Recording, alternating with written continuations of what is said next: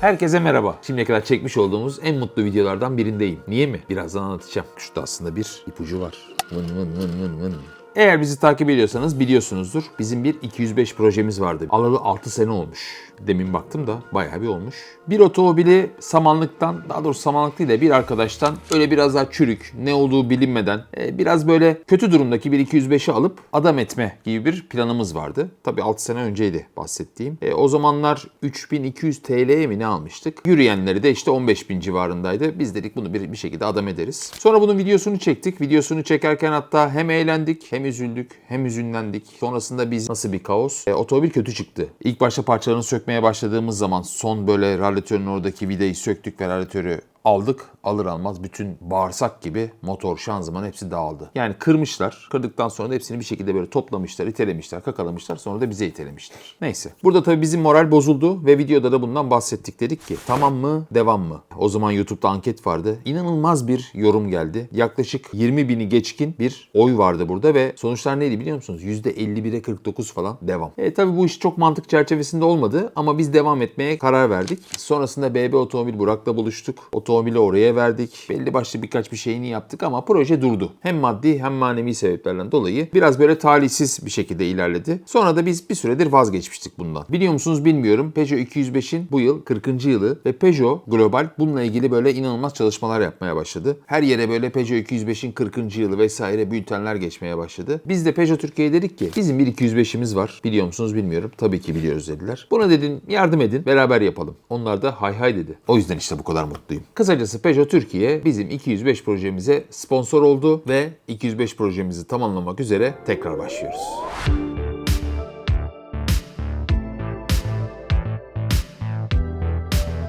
Peugeot 205 projemize kaldığımız yerden devam ediyoruz.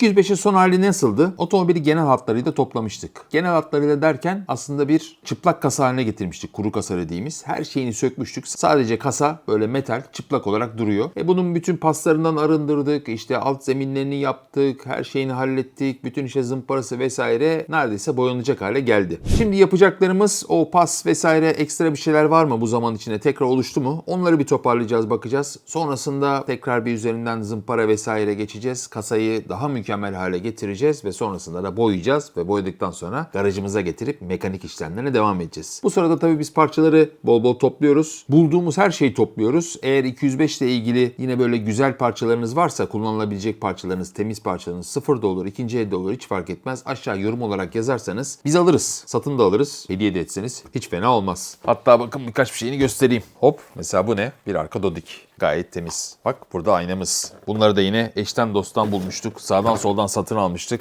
Bak burada ne var? Bir Valeo kutusundan stop çıktı. Bu arada bizim otomobilimiz faz 1 yani sarı sinyalli. Dolayısıyla biz de aynı bu şekilde toplayacağız. Tabii toplarken kendimize özel bazı böyle detaylar, bazı imzalar atacağız. Onlarla ilgili de zaten sonraki bölümlerde görüşürüz. Şimdi 205 ile ilgili biraz böyle tarihçesinden de bahsetmek istiyorum. Çünkü bahsetmeden olmaz. 205 Peugeot tarihi için inanılmaz önemli bir model. Hatta şöyle yorumlarsak doğru mu olur bilmiyorum ama Peugeot'u iflastan kurtaran model 205. Niye bu kadar önemli? O zaman tarihçesinden biraz bahsedelim. Aslında 205'in temelleri 1977 yılında atıldı. Adı da Projet M24'tü. O zamanlar böyle küçük şehir otomobilleri çok revaçtaydı. Peugeot'da da 104 modeli vardı ve satışlarda hiç fena gitmiyordu. Yaklaşık 1,5 milyon adet Peugeot 104 satılmıştı. Tabii o zamanlar pazarda çok daha böyle farklı markalar olduğu için acayip bir kapışma vardı. Acayip kaynıyordu yani kazan. Ve Peugeot'un buradaki payı biraz daha düşüktü. Fakat Peugeot 104 pastadan büyük payı alamıyordu. Peugeot'un üretim maliyetleri daha yüksekti. Dolayısıyla böyle çok karlılığı yoktu. Marka biraz böyle kötüye gitmeye başlamıştı. Gerçi 1974 yılında Citroen'le birleşip PSA grubu altında toplanmaya başladığı zaman Peugeot'a biraz daha para geldi ve biraz daha böyle bir şeylere yatırım yapmaya başladılar. İşte 205 de aslında böyle doğdu. 205'in amacı 104'ten biraz daha büyük, çok fazla motor seçeneği olan,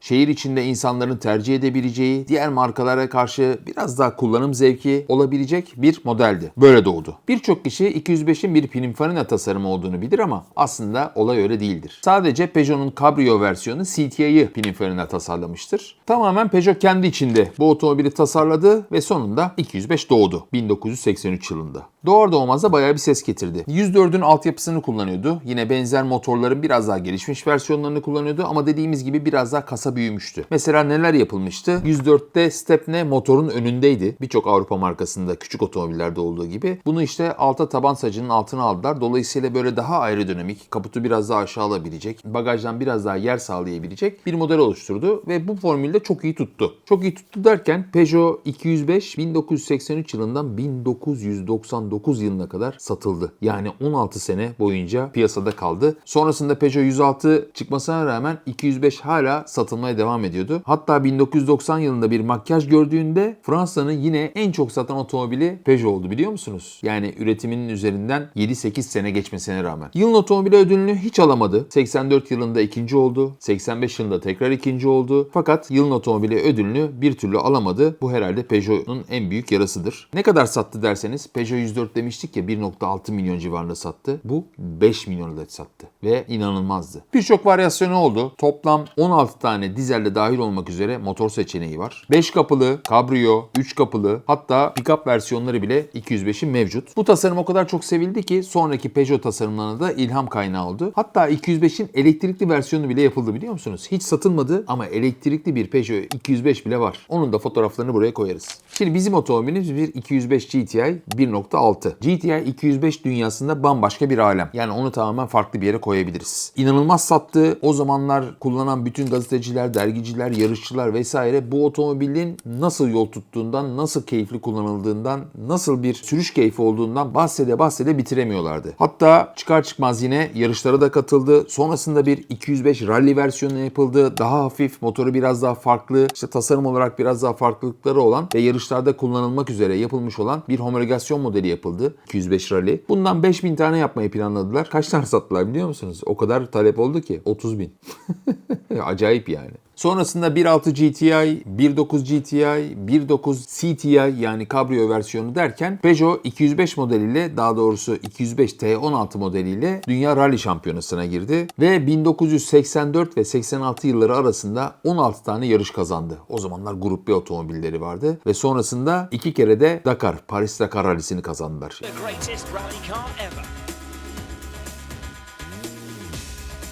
The Peugeot 205 T60.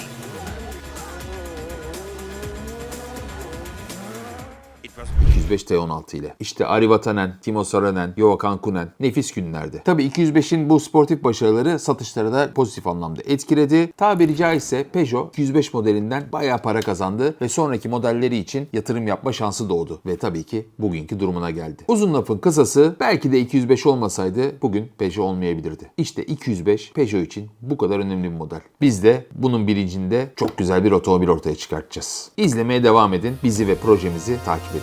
Peugeot Türkiye'ye tekrar teşekkür ediyoruz.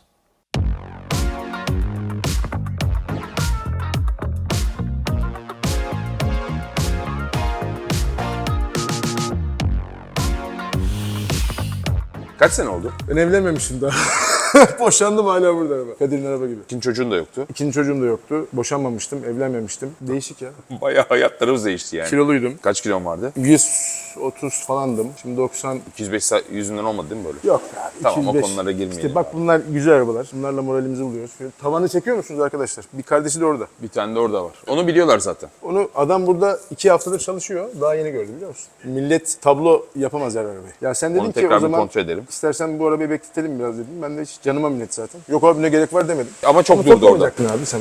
Toplamayacaktın. Vazgeçmiştim ya. Ya Peugeot Türkiye buna sponsor oldu. Oo, indirelim onu da. Onu da indirelim. Çarpı 2 sponsorluk yapalım. Bu hale zaten getirmiştik. Neredeyse boyaya hazır vaziyetteydi. Ondan sonra ustamıza dedik ki hadi biz buna başlıyoruz. Değil mi Adil Usta? Adil Usta dedi ki böyle başlanmaz buna dedi. Ben ona dedi taban saclarını yapacağım tekrar dedi. Evet. Tabanını böyle çürüksüz, uzun yıllar binebileceğin bir hale getireceğim dedi otomobili. Ve oradan buraya aldık. Hızlı bir şekilde başladık. Sonrasında biz zaten kendi garajımızı alacağız. Mekanik işlemlerini tamamlayacağız. Bütün işte motoru vesaire zaten her şeyini, parçalarını aldık. Tıkır tıkır tıkır devam edeceğiz. Ama tabii burada kaporta, boya çok önemli. Doğru. Yani temeli düzgün bir otomobile bu sonuçta yatırımı yapmamız lazım ki ortaya çok güzel bir otomobil çıksın. alacaksın. Eğer kötü bir otomobil alıp, uygun fiyatlı bir otomobil alıp, uygun fiyatlı derken daha önce kazası belası bir sürü şey olan. En pahalı arabaya mal olur. Adam da olmaz. Evet. Harcadığımız para boşa gider. Bunun gibi kasası düzgün olanında ben rastlamadım desem benimki dahil olmak üzere rastlamadım. Evet. Benimkinin 4 tane kazası var. 4'ü de sol ön şase üzerinden olduğu için akordeon olmuştu mesela. Şaseyi kestim. Bunda öyle bir kaza yok. Evet yok. Bunun hatta neyini Fazla bir görmüştük? şey çıkmadı. Ta çamurluk daha sökülmemiş İlk bileydi. kez biz söktük.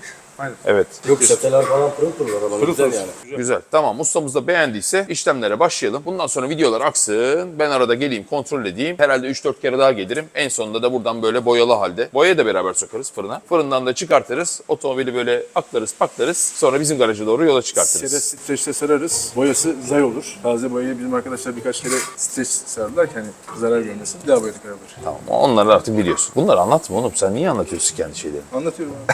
Peki. Şikayet ediyorum. Peki. Şimdi ne var yapılacak abi? Sen bana kısaca bir anlatsana. Zaten yapmışsın. Yok bunu kestim çıkardım. Marketini yeniden çakada kıvırdım. Ha, cakada kıvırdım bunları. Tamam, aynı şekilde buraya pıt pıt pıt bunları koyacağız. Ağız ağza gelip alttan ve üstten kaynak belli olmayacak bir şekilde düzgün bir Ağız şekilde ağza. kaynatacağız. Tamam. Altta en ufak böyle bir delik bırakmamak şartıyla. Tamam. Orijinal bir haliyle. Tamam. Bunu zaten kıvırdım.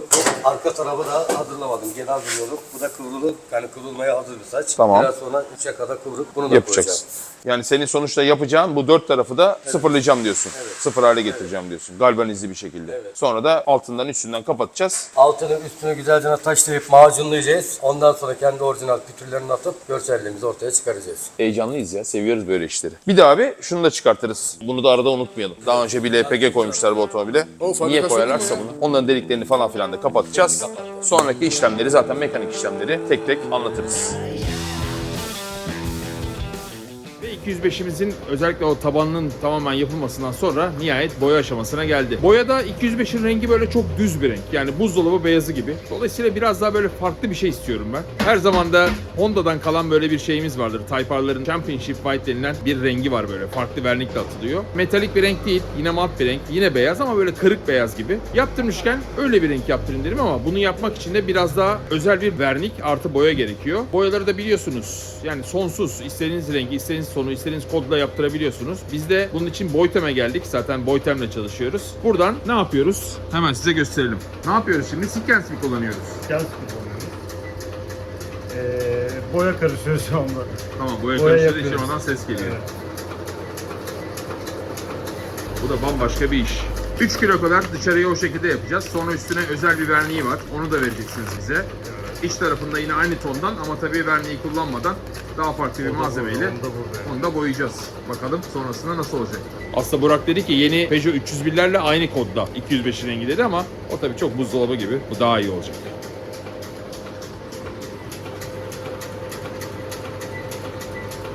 Şimdi burada ana renkler var bildiğim kadarıyla. Ana renkleri de farklı bir şeylerle karıştırarak değil mi? Bilgisayarla mı yapıyorsunuz? Nasıl Tabii yapıyorsunuz? ana rengi beyaz zaten. Biraz kırık beyaz olduğu için içine sarı ve siyah giriyor. Tamam, onların zaten burada şeyi var. Karıştıracağız. Ekrandan Evet. kaç ton ne Sorunu koyacağınız veriyor. hepsini gösteriyor. Burada mı ekran? Evet. Şöyle gösterebilir miyiz acaba? Bu ekrandan da bakın yüzde kaç ne koyuyoruz, ne kadar ne koyuyoruz. Diğerinde formülleri burada. Otomatikman hazırlanacak. Sonra da boyaya. Artık herhalde son 10 günümüz falan. Heyecan büyük. Bu kadar bekledik. Bari çok güzel bir şey olsun. Çok güzel olacağına da eminim. Ve boyaları teslim ettik. Zaten 205'imiz fırına alınmış. Boyanacak hale gelmiş. Bakın tabanlar ne kadar güzel olmuş değil mi? Bunların pütürleri atılmış. Zaten kapıları daha doğrusu, kaputu ve bagajı ayrı boyayacağız.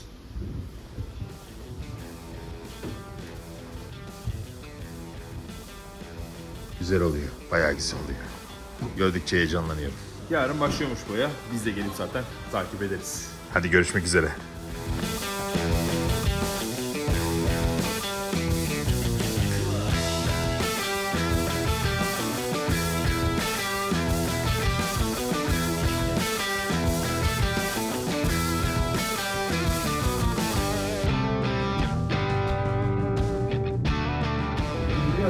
Ne zaman bineriz? Baharda binelim yani. Alalım iddiaları. Nisan. Nisan 13 Ay doğum. söyle, ay bana. Nisan 5 ay sonra. Yıl sonu anca. 24 ay falan. 18 ayı var. Ben de sana biraz uyuyorum. Bence yaza bineriz. Bence 5-10 yıla bineriz. Mayıs, Haziran. Bekledik abi. 6 senedir bekliyoruz 5-6 O yüzden o bilgi var bende. Asıl soruyu buraya sormak lazım. Bir gün. Ha iyi. Bir gün. Sene sonunda tamam. Ne? Bir sene mi? 2025 Ocak'ta Sen ne zaman bineriz diyorsun? 18 ay. Aynısını söyle. Siz ne zaman bineriz diyorsunuz? Ben bir sene dedim. Yorum bekliyoruz. Ben bir sene.